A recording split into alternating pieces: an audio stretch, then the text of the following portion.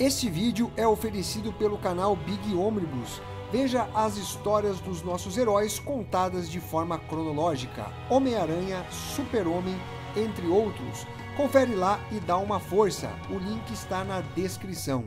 Salve, salve galera do Central HQs, bem-vindos a mais um vídeo resenha aqui do canal. Eu me chamo Fernando e hoje nós vamos falar de uma das publicações mais aguardadas por mim em toda a história do canal. E eu não tô exagerando, afinal se você acompanha aqui o Central HQs, sabe muito bem que eu sou muito fã do Golias Esmeralda, o Incrível Hulk. E desde sempre eu venho pedindo a republicação de uma das sagas mais importantes e marcantes do personagem, que na minha opinião é a melhor já feita. Eu estou falando de Incrível Hulk, a saga da Encruzilhada, que agora ganhou uma republicação pela editora Panini Comics. Esse material já havia saído em formatinho pela editora Abril Jovem, se eu não me engano ali foi pelas edições 52 ou 53 até a 64 ou 65.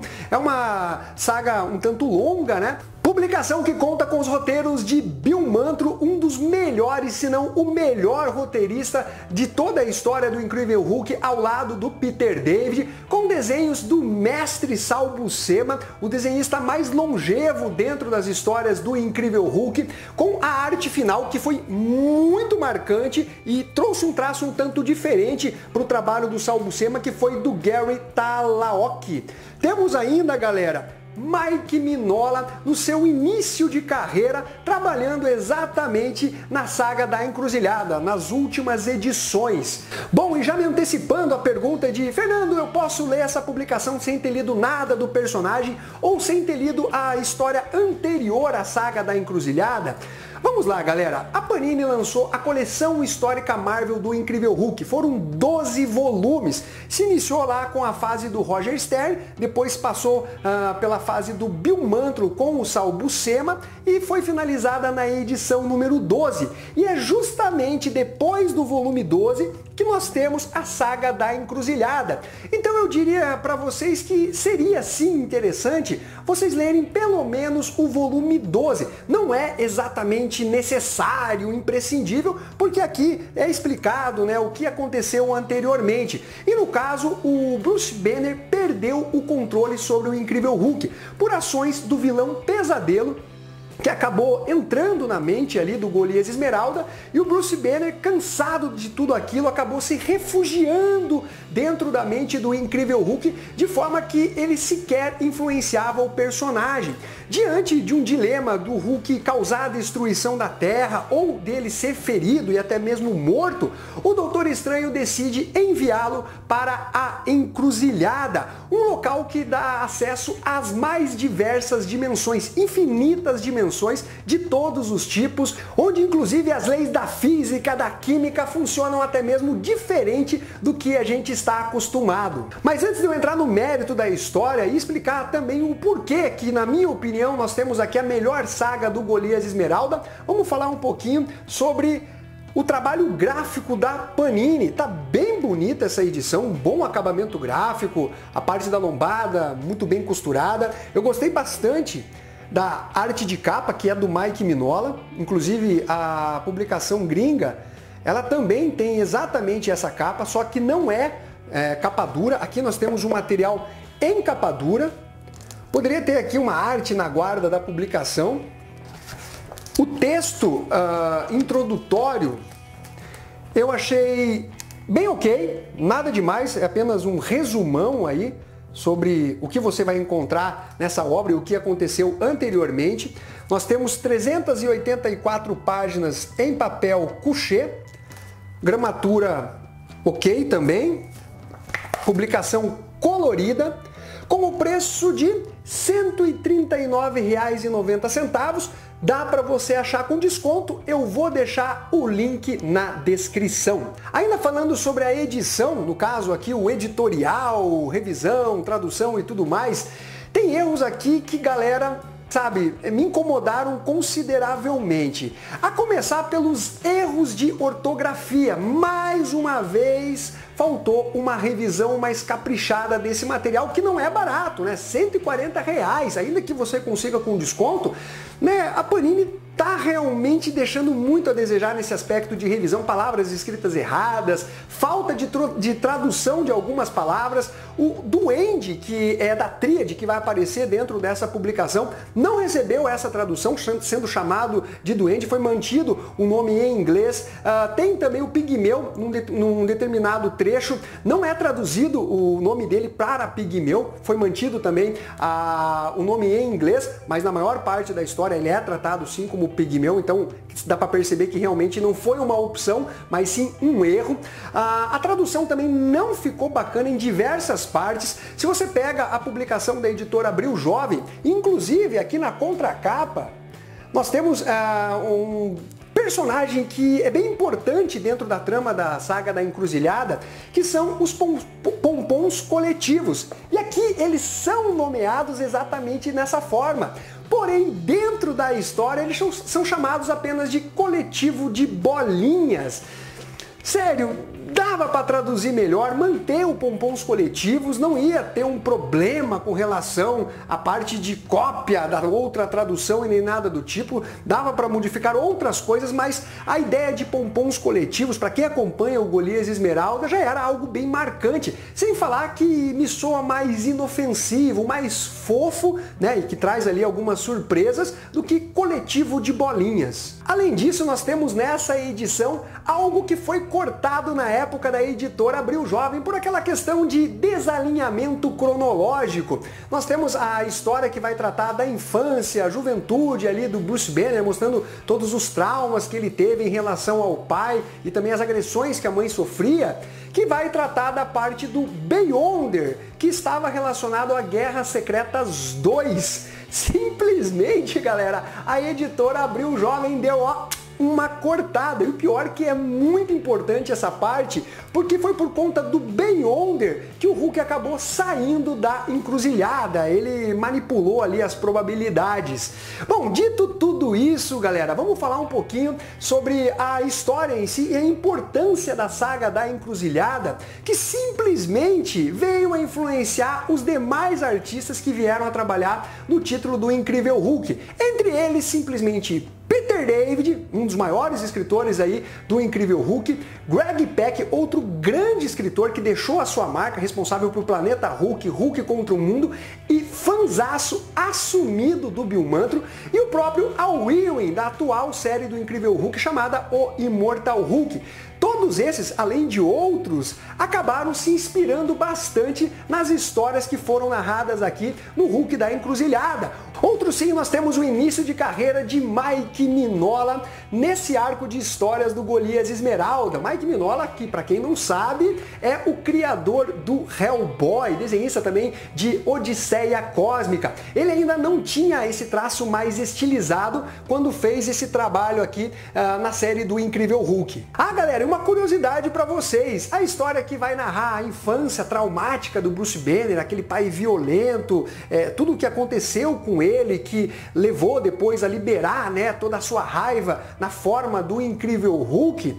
Essa história, olha que interessante, ela foi inspirada numa ideia de Barry Windsor Smith, o criador de Arma X, aquela história clássica do Wolverine. Barry também foi desenhista do Conan, né, antes do John Buscema assumiu o lápis da publicação do Cimério, escrita por Roy Thomas. O Barry Windsor Smith, nos anos 80, sugeriu a ideia para a Marvel de trabalhar com os traumas de infância do Bruce Banner. E ainda não ficou exatamente muito claro se a Marvel rejeitou, né, essa ideia do Barry Windsor Smith, no sentido de colocar tudo o que ele queria, ou se houve uma desavença com relação a outra questão, e aí ele saiu da Marvel e tal. O lance é que o Bill Mantlo se inspirou, pelo menos nessa sinopse aí de ideia apresentada pelo Barry Windsor Smith, para trazer essa história dos traumas de infância do Bruce Banner. Mas olha que interessante, essa ideia aí do Barry Windsor Smith, ela só foi concretizada, finalizada, né, colocada no papel e publicada no final de 2020, se eu não me engano foi lá em outubro nos Estados Unidos. E essa publicação vai chegar agora ao Brasil também no final do ano, pela editora Todavia. Então nós vamos ter essa história, um monstro do Barry Windsor Smith, que inspirou o Bill Mantlo, né? E aí nós vamos ver o quanto ele inspirou, se não houve uma cópia, até um certo plágio aí, enfim. Aí nós vamos tirar realmente as conclusões quando essa edição chegar ao Brasil. Eu tô aguardando, vou comprar e vou resenhar aqui para vocês. Então fica aí, a título de curiosidade aí, essa história relacionada à infância do Bruce Banner. Em relação às histórias que estão compiladas dentro da saga da Encruzilhada, além do que eu acabei de mencionar em termos de qualidade, nós temos aqui um verdadeiro resumo muito bem feito do que você encontra em termos de história do Incrível Hulk, de personalidade, as bases do personagem. Então, se você nunca leu nada, realmente é um material que eu indicaria para vocês. Quando o Doutor Estranho baniu o Hulk para a Encruzilhada, ele colocou um encanto no Golias Esmeralda, de forma que quando ele adentrasse um determinado portal que desse acesso a uma dimensão, a partir do momento que ele se sentisse muito triste, desconfortável, ele retornaria para o início dessa encruzilhada para poder escolher, né, outra dimensão até encontrar a verdadeira e plena felicidade.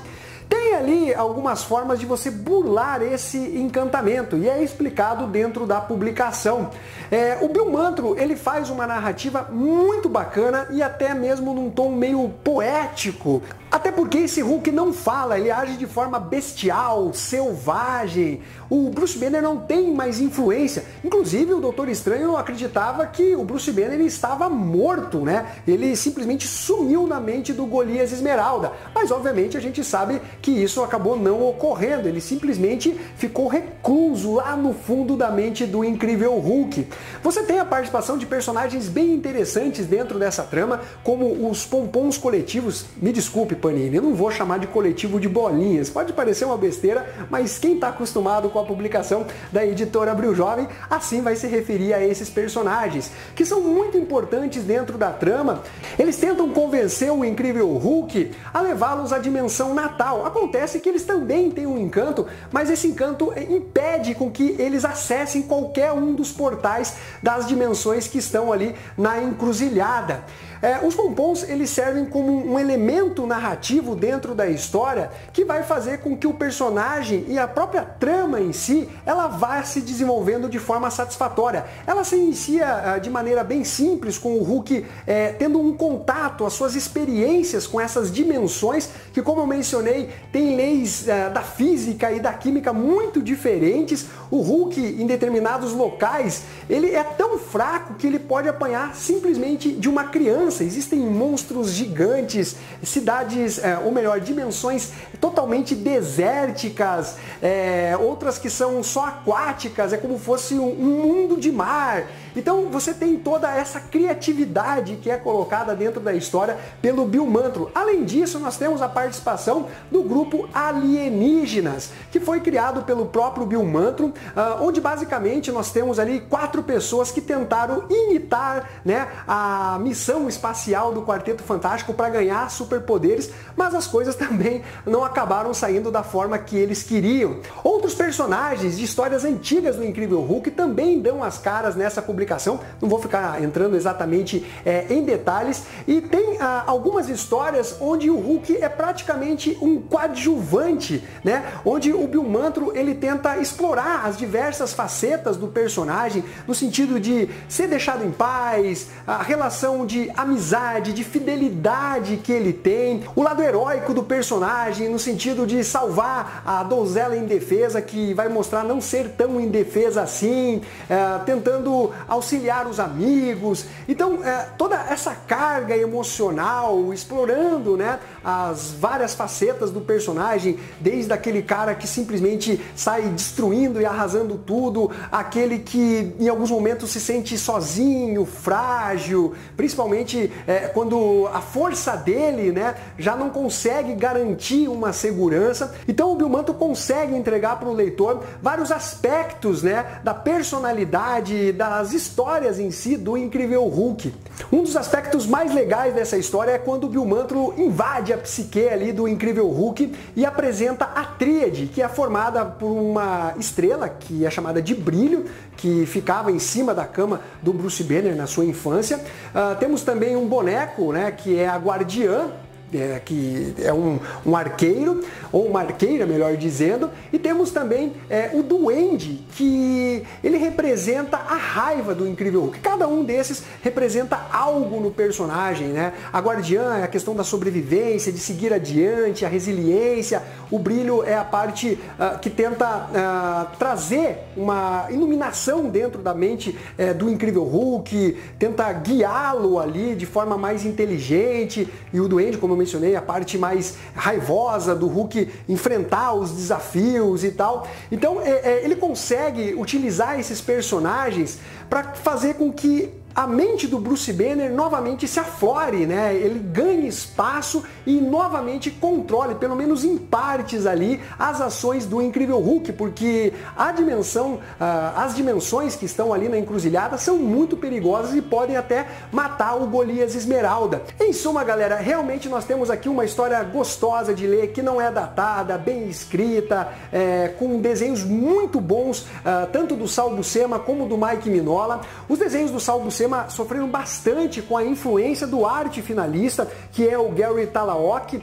Você percebe até pelas feições do Incrível Hulk, que trouxe um traço diferente para a arte do Sal Buscema, e eu achei que funcionou bastante para essa versão diferente, bestial, né? Você percebe que ela é mais animalesca até mesmo do que outras versões, inclusive aquela do Hulk selvagem, né? Afinal, estamos falando de um Hulk que não consegue nem falar. O Mike Mignola, quando assume o lápis da publicação, também faz um bom trabalho. Ele já tem um pleno domínio da narrativa, consegue fazer ótimas composições de quadro, cenários, tudo muito bem feito. Em suma, galera, eu acredito que eu já tenha falado bastante, né, sobre essa publicação. É um material que, como vocês viram, eu gosto bastante, e talvez, né, na minha avaliação, a nota que eu vou dar seja um tanto suspeita, porque traz uma nostalgia, um sentimentalismo em relação a esse trabalho aqui do Hulk na saga da Encruzilhada. Eu dou a nota 10, tá? É a minha opinião, mas acredito que muitas pessoas talvez deem uma nota 8,5, nota 9, enfim.